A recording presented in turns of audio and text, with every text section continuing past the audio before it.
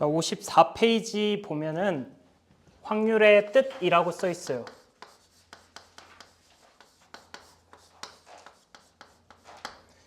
자, 확률의 뜻을 설명하기에 앞서서 우리가 여기 문제를 푸는 데 있어서 필요한 키워드의 뜻들을 하나씩 읊어보도록 하자. 일단 문제에 시행이라는 게 있는데 우리가 시행이라는 게 뭐냐? 예를 들면은 주사위를 던지거나 아니면은 동전을 던지거나 뭐 이런 거 이제 이전에 우리가 중학교나 초등학교 때 경우의 수를 문제를 푸는 데 있어서 가장 단골 소재로 많이 사용된 아이템이야. 이런 식으로 여러 번 이렇게 던질 수 있고 던져서 나온 우연에 의한 실험이나 관찰 등을 시행이라고 해요. 그래서 여기 시행을 했을 때 나오는 모든 이제 그 경우를 우리는 표본 공간이라고 할 거야. 표본 공간 라지 S라고 표기하고 이 표본 공간의 부분 집합을 사건이라고 할 거예요. 예를 들면 사건 A 이렇게 뭐 이제 이런 식으로의 이제 그 집합과 집합 사이의 포함 관계, 마치 이제 여기에서 나타내게 되는 이런 사건을 우리가 이전에 배웠던 그 집합의 기호와 같이 연결지어서 여러분들을 이해시킬 수 있을 것 같아요. 사건 A라고 했을 때 예를 들어서 자, 표본 공간 라지 S가 내가 주사위를 던졌어. 주사위를 던져서 나오는 모든 사건들을 제가 표본 공간 S라고 표현을 할 때 그 표본 공간 S에서 나올 수 있는 원소가 1이 나오거나 2가 나오거나 3이 나오거나 4, 5, 6 이렇게 하나의 원소로 이루어져 있는 표본 공간의 부분 집합, 이거를 우린 근원 사건이라고 할 거예요.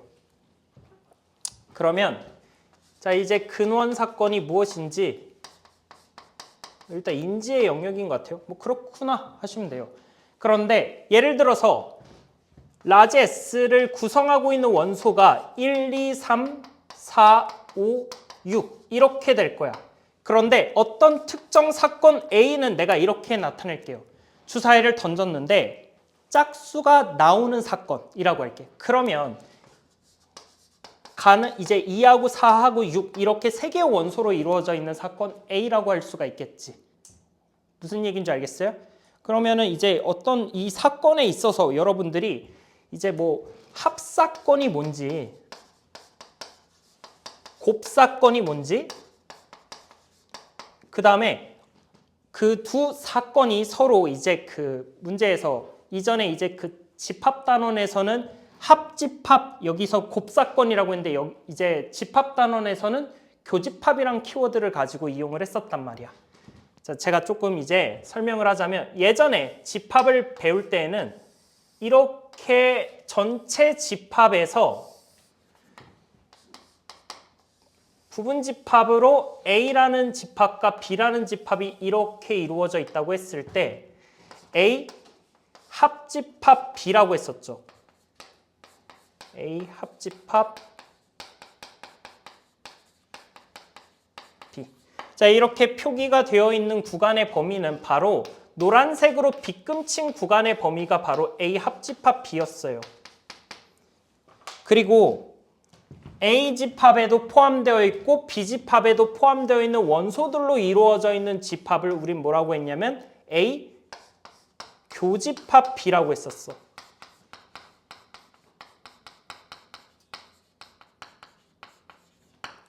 그래서 내가 연두색으로 표기한 이 구간이 되는 거고, 그 다음에 전체 집합이 이렇게 있는데 집합 A가 있고 집합 B가 있어요. 그런데 두 집합의 교집합이 공집합인 경우 A와 B는 서로소라고 했어요. 서로소라고 했었고, 그 다음에 집합에 있어서 라지 A라는 집합이 이렇게 있다면 집합 A가 가지고 있는 원소를 제외한 나머지 원소들로 이루어져 있는 이 집합을 우리는 뭐라고 했냐면 A의 여집합이라고 했었어.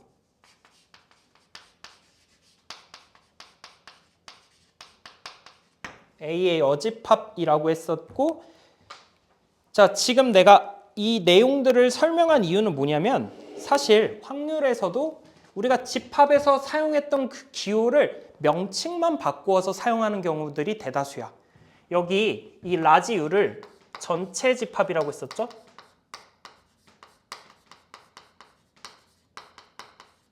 그러면 확률에서는 이 라지 S라고 쓰여져 있고 라지 S가 바로 모든 그 사건들, 모든 시행에 있어서의 전체 경우의 수를 그 이제 라지 S라고 하는데 이게 표본 공간이라고 해요. 그 다음에 표본 공간 안에 사건 A, 사건 B가 있다고 하자. 여기선 집합이란 키워드를 썼고 여기에선 내가 뭐라고 해요? 사건이라고 해요. 그러면은 A 사건이 발생하거나 또는 B 사건이 발생하는 경우를 우리는 뭐야? A와 B의 합사건이라고 할 거야. 합사건. 여기에서 이제 합사건이 의미하는 바가 무엇인가 봤더니 A와 B를 모두 만족시키는 원소들로 구성되어 있는 사건을 합사건이라고 해. 예를 들어 볼게요. 예를 들어서 자, 표본공간 라지 S를 만족시키는 게 바로 주사위를 던져서 나오는 경우의 수라고 하자. 이렇게.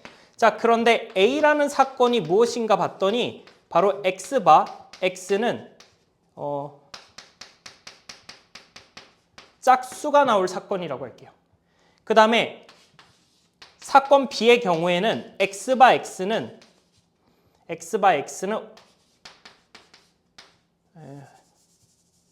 뭐라고 할까?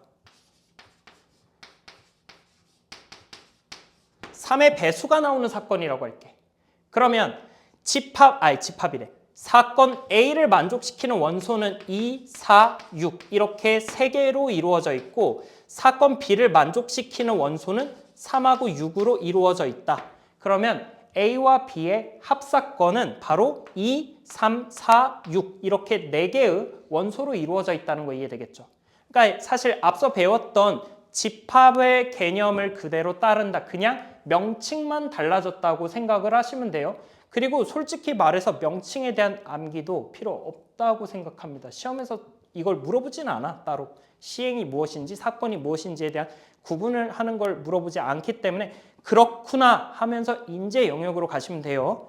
자, 그리고 여기에서 내가 이거는 교집합이란 키워드를 가지고 썼단 말이야. 그런데 여기 특이하게 A 사건과 B 사건이 동시에 일어나는 경우 이거를 우리는 곱사건이라고 해요. 여기는 곱사건이라고 하고 지금 여기 A와 B에서 동시에 일어나는 경우는 이게 6이라는 원소로 이루어져 있는 게 바로 곱사건이 되겠죠.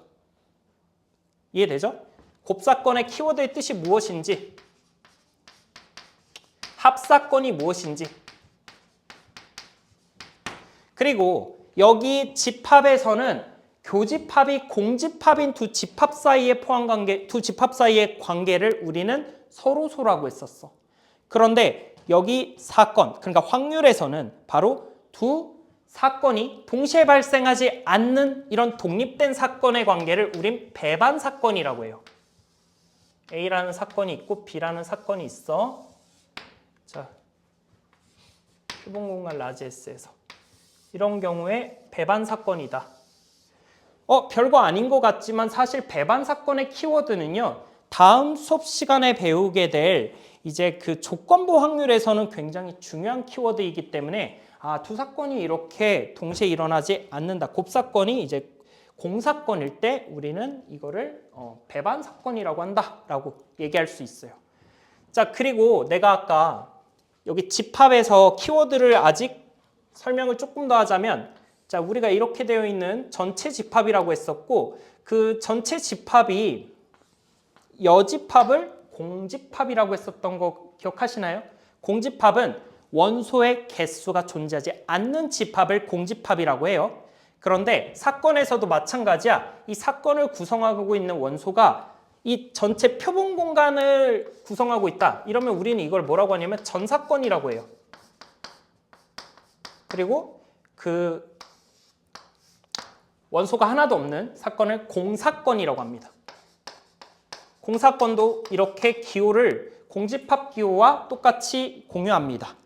뭐 그런 부분에 있어서 그냥 우리가 집합에 대해서 여러분들이 어느 정도 익숙하기 때문에 그걸 연장해가지고 그냥 문제에서 물어보는 키워드를 여기 같은 아이템을 공유하구나, 그냥 명칭만 달라졌구나 이렇게 인지를 하고 계셔도 좋을 것 같아요. 다만 이제 교집합이랑 곱사건이 같은 뜻을 가지고 있구나, 이게 여기에서 이제 그 집합에서는 교집합이라 불렸던 부분이 이 확률에서는 곱사건이라 불린다. 이 정도만 인지를 하고 서로서였던 거는 배반사건이라고 하고, 이게 전체 집합은 전사건이라고 하고 공집합은 공사건이라고 하고, 뭐 이제 이런 식으로 연결지어서 여러분들이 판단을 하시면 될 것 같아요. 자, 그리고 당연히 어떠한 사건이 있는데 그 사건이 자, 표본공간 라지 S의 부분집합이 될 텐데 이 라지 A를 제외한 나머지 원소들로 이루어져 있는 사건을 우리는 뭐라고 하냐면 여사건이라고 할 거예요. A의 여사건. 여집합하고 같은 맥락인 거지. 이런 식으로 이제 키워드. 그리고 내가 또 강조했지만 뭐예요? 외울 필요까지는 없다, 사실. 이 내용이 무슨 뜻인지만 인지를 하고 있으면 좋을 것 같아요. 자, 그러면 55페이지에 1번 문제를 보니까 뭐라고 써 있냐면 한 개의 주사위를 던지는 시행에서 2의 배수의 눈이 나오는 사건을 A라고 했어요. 자, 그러면 A라는 사건을 우리는 2의 배수가 나오는 경우니까 2, 4, 6 이렇게 3개의 원소로 이루어져 있구나, 이렇게 알 수가 있을 것이고, 그 다음에 3의 배수가 나오는 사건을 B라고 했으니까 B라는 사건을 이루는 원소는 3하고 6 이렇게 2개의 원소로 이루어져 있구나. 자, 그랬을 때 1번부터 차례대로 그냥 마치 우리가 집합을 구하는 거와 같은 맥락으로 푸셔도 무방하다고 본다는 거야. A 합집합이 아니라 이제 A 합사건 B죠. 그러면 여기에서는 2하고 3하고 4하고 그리고 6 이렇게 4개의 원소로 이루어져 있는 사건이다. 그 다음에 A, 여기 이제 교집합이 아니라 여기선 곱사건 B가 되는 거예요. 사실 명칭이 막 이렇게 우리가 구분 지을 필요까지도 없다, 사실. 문제 푸는 데 있어서. 그러면 A라는 사건과 B라는 사건이 동시에 발생한 원소로 이루어져 있다. 그럼 6 하나로 이루어져 있겠죠. 그 다음에 3번. A의 여사건의 원소가 누구냐. 근데 여기 안 적었는데 이 표본 공간은 1, 2, 3, 4, 5, 6 이렇게 6개의 원소로 이루어져 있는 사건이야. 그러면 여기에서 A의 여사건은 A의 원소를 제외한 나머지 원소들로 이루어져 있는 사건이라 1, 3, 5 이렇게 3개의 원소로 이루어져 있다. 이렇게 풀 수가 있다는 거지. 사실 뭔가 새로운 맥락을 배운다는 개념은 아니고 이런 식으로 문제를 해결하실 수가 있을 거다. 자, 그 다음에 여기 아래 3번 문제를 보니까 1부터 10까지 자연수가 하나씩 적혀있는 10장의 카드 중에서 임의의 한 장의 카드를 뽑을 때 다음 세 사건 A, B, C 중 서로 배반 사건인 두 사건. 자, 배반 사건이라는 키워드 뭐라고 했어요? A라는 사건이 있고 B라는 사건이 있는데 두 사건이 동시에 일어나는 원소가 없는 경우, 표본 공간 라지 S에서의 부분 이렇게. 그러면 부분집합이라고 이루어져 있는데 여기에서 자, 볼게요. A 사건의 경우에는 소수가 적힌 카드가 나오는 사건이야. 소수라는 거는 1과 자기 자신만을 약수로 가지는 자연수가 될 거고, 자, 사건 A를 구성하고 있는 원소가 10 이하의 자연수가 표본 공간에 있는 모든 카드이기 때문에 여기 이제 2, 3, 5, 7 이렇게 4개의 원소로 이루어져 있는 사건이다. 라지 A를 구했고요. 그 다음에 라지 B를 보니까 4의 약수가 적힌 카드가 나오는 사건이라고 했어요. 라지 B를 만족시키는 이제 사건을 구성하는 원소는 1, 2, 4. 마지막으로 라지 C는 3의 배수가 적힌 카드가 나오는 사건이기 때문에 이거는 3, 6, 9예요. 자, 그런데 배반 사건이 일어나기 위한 조건은 A와 B의 곱사건이 공사건이면은 이거 A와 B는 배반 사건이라고 했어. 그러니까 동시에 발생하는 원소가 존재하지 않을 때. 그럼 여기 있는 걸 쓱 봤더니 A와 B는 동시에 가지고 있는 원소가 있고요. 그 다음에 A와 C도 동시에 가지고 있는 원소가 있지만 B와 C의 경우에는 겹쳐지는 원소가 존재하지 않기 때문에 바로 B와 C가 배반 사건이다. 이렇게 여러분들이 해석할 수가 있다는 거지. 그래가지고 3번은 그냥 B와 C가 답이다. 이렇게 풀 수가 있었어요. 뭐 일단은 아직까지는 뭐 무슨 뜻인지 뭐 그렇게 어려운 개념은 아닌 것 같은데 본격적으로 확률이 무슨 뜻인지 설명을 하자면 사실 우리는 이미 알고 있어요. 확률이라는 거. 확률이라는 거는 이제 주사위를 던졌어.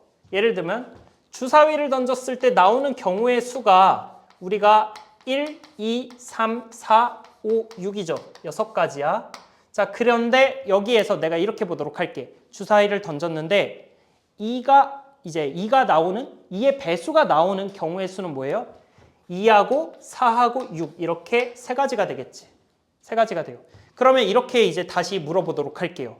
주사위를 던졌는데 2의 배수가 나올 확률은 어떻게 되냐라고 물어봤을 때 2의 배수가 나오는 사건을 라지 A라고 할게요. 그리고 주사위를 던져서 나오는 사건은요. 당연히 이거는 표본공간 라지 S 전체 집합이 되겠지. 자, 그러면 여기에서 A라는 사건이 발생할 확률을 자 이렇게 PA라고 이렇게 쓰게 될 거예요. P. A라는 사건이 발생할 확률을 기호로 표기한 거예요. 그런데 우리 예전에 집합에서 원소의 개수를 구할 때 예를 들면 이렇게 쓰여져 있어. 2, 3, 5, 7. 그럼 우리는 N 라지 A 이렇게 쓰면은 바로 이 라지 A를 구성하는 원소의 개수를 이렇게 기호로 표현한 거였죠. 그러면 여기서 PA는요. 우리가 이렇게 수치화할 수 있어. 어떻게? 표본공간 라지 S 이거에 분의 A라는 사건의 이제 원소의 개수. 이게 의미하는 바가 뭐예요? 전체 사건의 경우의 수분에 특정 사건의 경우의 수가 특정 사건이 발생할 확률이라고 계산하는 거야. 그러면 여기에서도 전체 사건의 이제 경우의 수분에 특정 사건, 라지 A가 발생한 경우의 수가 세 가지잖아. 그럼 뭐예요? 2분의 1이라는 게 바로 특정 사건이 발생할 확률. 다시 말하자면 2의 배수가 나올 확률이라고 계산할 수가 있다는 거지. 그러면은 여기 확률에서는 크게 우리가 세 가지를 배우게 될 텐데 첫 번째가 수학적 확률이에요. 그리고 두 번째가 뭐냐면 바로 통계적 확률이에요.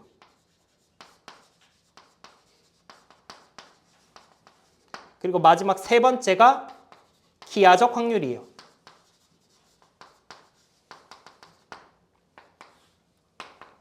뭐 이 키워드에 대해서 여러분들이 막 구분 지을 정도로 막 그렇게 중요한 키워드라고 생각은 하지 않지만 그냥 이제 이 뜻에 대해서 여러분들이 이제 문제를 푸는 데 있어서 잘 알고 있으면 좋을 것 같다. 그러면 우리가 확률이라는 거에 대해서 내가 전체 사건의 경우의 수분에 특정 사건이 발생한 경우의 수가 특정 사건이 발생할 확률이라고 했어. 그러면 우리는 이걸 가지고 이제 이렇게도 계산할 수가 있겠죠. 예를 들어 볼게요. 야, 로또 여러분들 이제 아직은 살 나이가 아니죠. 근데 언젠가 여러분들 중에서도 로또를 사지 않겠어요? 뭐 일확천금의 꿈을 안고 로또를 사는 순간이 올 텐데 로또 1등 당첨될 확률이라는 걸 우리가 이제는 우리가 알고 있는 계산 이제 내용으로 이제 구할 수가 있단 말이야. 로또 번호가 개수가 몇 개죠? 45개군요. 이게 몰라가지고.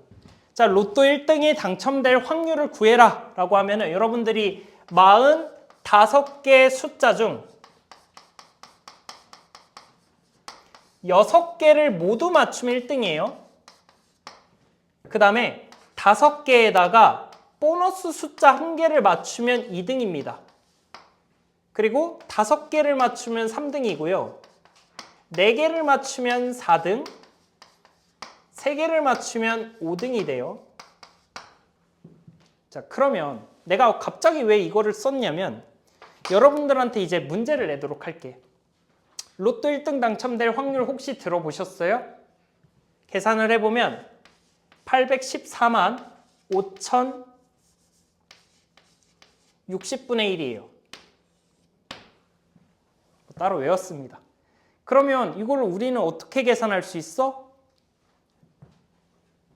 45개 숫자 중에 6개를 뽑아내서 1등을 이제 당첨이 된단 말이야. 그러면 전체 경우의 수가 뭐겠어?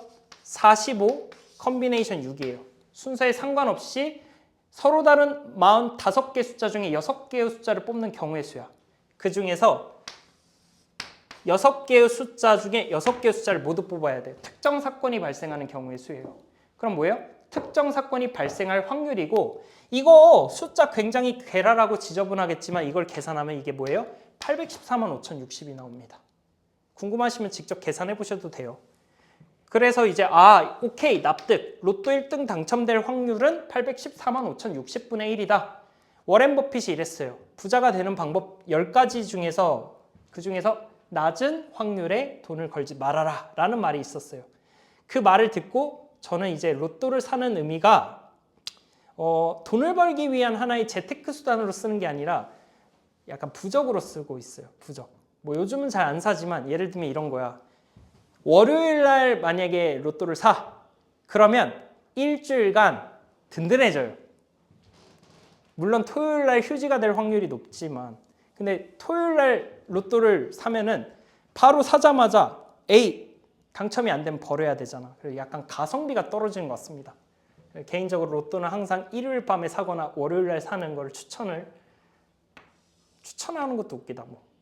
그러면 내가 여기서 여러분들한테 이렇게 또 물어볼 수가 있겠지. 로또 2등도 어떻게 보면 6개의 숫자를 맞춰야만 로또 2등이란 말이야.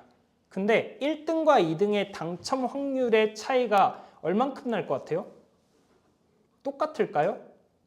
아니면 다를까요? 어떨 것 같아? 조금만 생각해 보면 어렵지 않게 알 수가 있어요.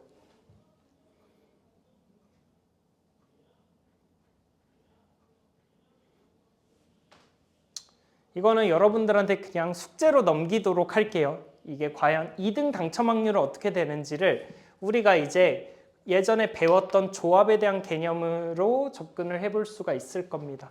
그렇게 하면 뭐 3등, 4등, 5등도 사실 여러분들의 물리적인 계산으로 할 수가 있다.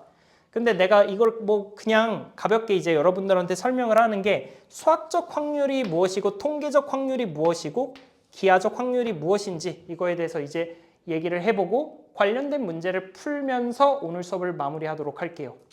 수학적 확률은 방금 내가 이제 썼던 거, 뭐 예를 들어 이런 로또 당첨 확률이라든지 아니면은 뭐 수학적 확률에서 예를 들어 5번 문제를 잠깐 볼까요? 5번 문제를 보니까 서로 다른 두 개의 주사위를 동시에 던질 때 다음 물음에 답하시오 라고 했는데 나오는 두 수의 눈의 합이 7일 확률이라고 했어요. 눈을 던지면 안 되죠. 큰일 나죠. 주사위를 던졌는데 눈이 6가지가 나온단 말이야. 근데 2개를 던졌어. 우리가 2개를 연달아 동시에 던지는 경우의 수는 고배 법칙에 의하여 전체 사건의 경우의 수는 36가지가 될 거예요. 그러면 확률을 구하는 데 있어서 A라는 사건, 여기에서는 뭐야? 나오는 눈의 수의 합이 7이 되는 사건의 확률.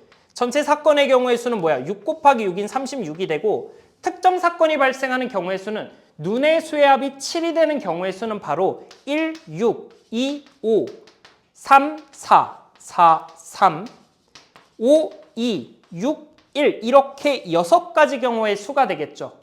이 6가지 경우의 수 계산을 한 결과 6분의 1의 확률로 바로 문제에서의 눈의 순서상의 합이 7이 나온다. 바로 이런 식으로 전체 사건의 경우의 수분의 특정 사건이 발생한 경우의 수를 나타내는 이러한 확률을 수학적 확률이라고 해요. 이것도 수학적 확률이었겠죠? 자, 그러면 통계적 확률이라는 것은 우리가 말 그대로 통계라는 게 뭐예요? 이전에 이제 중학교 3학년 2학기 맨 마지막 단원에서 여러분들이 통계라는 거에 대해서 조금 다뤄본 바가 있어요. 통계라는 것은 어떤 뭐 같은 시행을 n번 반복했을 때 사건 A가 일어난 횟수를 Rn이라고 했을 때 n이 한없이 커졌을 때 상대도수의 n분의 R의 n을 일정한 값 P에 가까워진다고 했을 때 이때 P를 사건 A가 일어난 통계적 확률이라고 쓰여져 있습니다. 뭐 예시를 들어볼게요. 내가 음료수 시장이래, 음료수 회사 사장이야. 그래서 음료수 회사 사장인데 내가 타도 코카콜라 해가지고 이제 조카콜라라고 만들었어요. 좀 발음이 약간 워딩이 좀 별론데 그래서 조카콜라를 만들었는데 조카콜라가 1000병에 한 병씩 벌레가 들어가 있어. 예시가 좀 너무 안 좋은데 하여튼 그러면 뭐야, 벌레가 들어간 콜라를 팔면은 제가 많이 곤란하겠죠. 그런데 이 벌레가 들어가 있다는 것을 우리는 1000병을 과연 다 꺼내 먹을 수 있을까? 좀 예시가 너무 안 좋다 사실. 벌레가 들어가면 안 돼요. 벌레가 들어가는 건 좀 별로고 하여튼 이렇게 할게요. 병따개가 고장났다고 할게요. 병뚜껑이 고장났다. 이게 벌레가 들어가면 못 파니까. 병뚜껑이 고장나 있는 병이 1000병 중 1병이 나온다. 근데 나는 팔아야 된단 말이야. 콜라를. 이게 망가져 있나 안 망가져 있나를 다 뜯어보고 확인을 할 수가 없단 말이지. 그래서 우리가 이거를 어떻게 보면은 통계적으로 이렇게 확률을 다루는, 예를 들면 인간도 우리의 평균 수명이 80살이다. 근데 그거 뭐예요? 사람이 다 죽을 때까지 관찰해가지고 평균 80살 이렇게 계산하기가 어렵단 말이야. 그래서 이제 이런 그 시행의 수가 많아지면 많아질수록 특정 확률에 가까워진다라는 큰 수의 법칙에 기반하여 이 통계적 확률을 따지게 되는 겁니다. 큰 수의 법칙이 뭐냐? 이렇게 볼 수 있어요. 큰 수의 법칙. 자, 내가 물어볼게. 동전으로 하지 말고 주사위로 할게요. 주사위를 던졌어. 주사위를 던졌는데 한 번 딱 던졌어. 3이 나왔어. 그러면 3이 나올 확률이 얼마가 돼요? 3이 나올 확률이 1인 거예요. 1. 전체 사건의 경우의 수가 한 가지, 특정 사건이 발생한 경우의 수도 한 가지야. 근데 여러분들 당연히 알겠지만 3이 나올 확률이 1인가요? 아닙니다. 2번 던졌어. 근데 또 3이 나왔어. 3번 던졌어. 4번 던졌어. 그러면은 물론 아주 낮은 확률로 계속 미친 듯이 3이 나올 수도 있겠지만 이거를 100번, 1000번, 10,000번 숫자가 커지면 커질수록 바로 특정 확률의 수렴함을 발견할 수가 있었단 말이야. 뭐겠어요? 3이 나올 확률이 점점 6분의 1에 가까워진다는 걸 우리는 관측할 수가 있다는 거지. 이해되나요? 한 6000번 던졌어. 그러면 3이 딱 1000번은 아닐지라도 1000에 가까운 숫자로 점점 가까워지게끔 숫자가 나온단 말이야. 그래서 이러한 확률을 우리는 통계적 확률이라고 다루게 될 거고, 기하적 확률은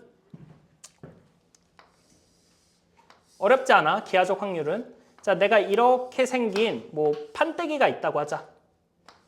판때기가 있는데 여기에다가 내가 이렇게 뭐 다트를 던졌어. 다트를 던졌는데 여기 왼쪽 아랫면에 맞을 확률이 얼마냐? 만약에 이렇게 물어봤어. 그런데 빗나가는 경우는 없고 여기서 중요한 거, 경계는 고려하지 않아요. 경계를 고려하진 않기 때문에 어떻게 하냐? 전체 면적분의 특정 면적. 여기에서 이제 우리가 전제 조건이 뭐예요? 어디를 맞추든 그 시행에 있어서의 확률은 똑같다는 거야.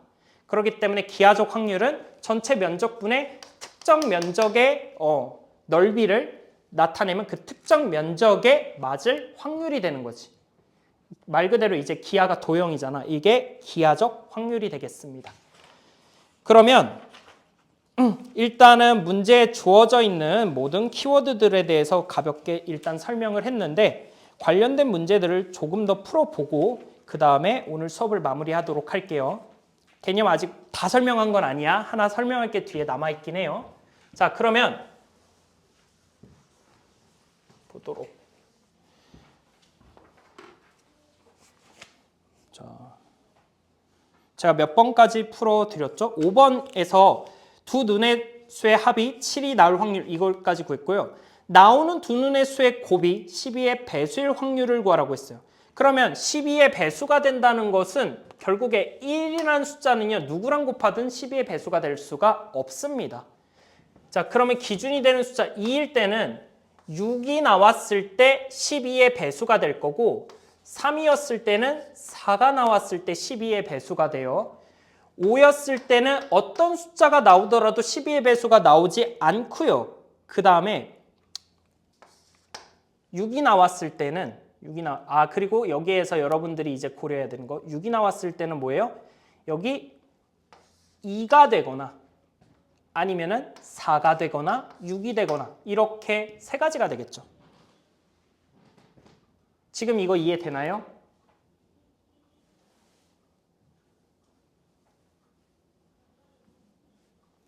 나오는 두 눈의 수의 곱이 12의 배수가 되는 거. 그러니까 첫 번째 던진 눈이 2일 때, 6일 때, 그 두 번째 던진 눈이 6일 때 이제 이게 12의 배수가 되고 3일 때, 4일 때, 그리고 5일 때는 어떤 숫자가 들어가든 그 두 수의 곱이 12의 배수가 될 수가 없다라고 했고요. 6일 때는 2, 4, 6 이렇게 세 가지가 되겠죠. 빠뜨린 게 뭐가 있죠? 2, 3, 5, 6이 정신 나갔죠? 4를 어디다 빼먹었어? 아무도 얘기를 안 해줘서 4, 5, 6이죠. 4는 3, 5는 없고요. 6은 2, 4, 6 이렇게 될 때요. 그럼 나올 수 있는 순서상의 경우의 수가 한 가지, 두 가지, 세 가지, 네 가지, 다섯 가지, 여섯 가지에다가 3, 4, 4, 3 여기 급하게 쓰는 한 가지를 더 빼먹었어요. 4하고 6의 순서상을 곱했을 때에도 12의 배수가 되겠지. 이렇게 7가지의 경우의 수가 될 거고 전체 순서상의 가지수가 36가지였기 때문에 특정 사건이 발생할 확률은 36분의 7이 되겠지요. 그렇기 때문에 2번의 답은 36분의 7 이렇게 구할 수가 있다. 자, 7번 문제를 보니까 A, B, C, D, E 5명이 일렬로 섰을 때예요. 그러면은 여기에서는 전체 사건의 경우의 수는 5명을 일렬로 나열한 경우의 수니까 5팩토리얼인 120가지가 될 거야. 근데 그 중에서 A는 맨 앞에, A를 맨 앞에, 그 다음에 B, C, D 이렇게 세 개를, B를 맨 뒤에 설 확률이라고 했으니까 B를 맨 뒤에 세웠을 때 나머지 3명을 가운데에다가 일렬로 앉히는 경우의 수가 3팩토리얼이 될 거고 이게 바로 특정 사건이 발생할 경우의 수가 되는 거예요. 그러면 문제에서는 A를 맨 앞에 B를 맨 뒤에 앉힐 확률을 물어보았기 때문에 전체 사건의 경우의 수분의 특정 사건의 경우의 수 이게 바로 특정 사건이 발생할 확률이 되겠죠. 그래서 여기 이제 약분하니까 5 곱하기 4인 20분의 1 이게 바로 7번 문제의 답이다. 이렇게 풀 수가 있다는 거야. 확률이라는 거에 대한 개념을 여러분들이 앞서 배웠던 이제 순열, 조합, 중복 순열, 중복 조합을 여기에다가 또 녹여서 문제를 풀 수가 있어야 된다는 거야. 9번 문제를 보니까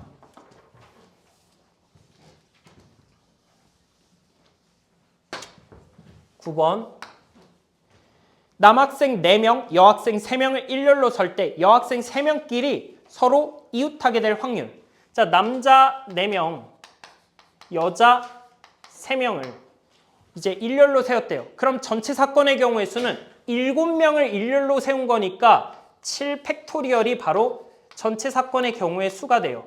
자, 그 중에서 여학생끼리는 이웃한다는 것은 여학생을 이렇게 한 사람 취급하라는 거지.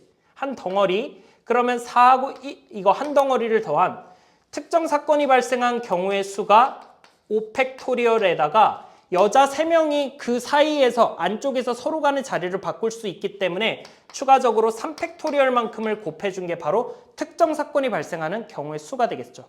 그러면 이거는 5팩토리얼이 120가지가 되고 3팩토리얼이 6가지가 되어서 720가지가 되겠죠. 자, 그러면 여기에서 이 친구가 720이니까 5040인가요?